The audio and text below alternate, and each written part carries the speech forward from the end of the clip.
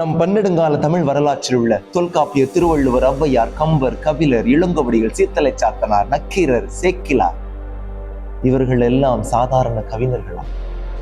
இவர்கள் எல்லாம் மக்களின் மனதை புரிந்து எழுதியவர்கள். இவர்களெல்லாம் மிகச்சிறந்த எழுத்தாளர்கள் மட்டும் கிடையாது, மிகச்சிறந்த ஞானிகள். இன்னைக்கு சைக்காலஜி பத்தி பேசுறோம். 2000 ஆண்டுகளுக்கு முன்பாக தமிழ்ல சைக்காலஜியை சாதாரண வரிகளில், சாதாரண கவிதைகளில் இந்த சாதாரண மக்களுக்கு சொன்னவர்கள் தான் இந்த மாபெரும் அறிஞர்கள். தமிழ் கூறும் நல்லுலகம் இந்த உலகத்திற்கு பல்வேறு விடயங்களை பரிசாக கொடுத்திருக்கிறது. உதாரணமாக இசைக்கலை, கட்டடக்கலை, ஓவியக்கலை, மருத்துவக்கலை, தற்காப்பு கலை. இதில் ஒன்றுதான் கவிதைகளின் மூலமாக உளவியலை அவர்கள் இந்த உலகத்திற்கு சொன்னது.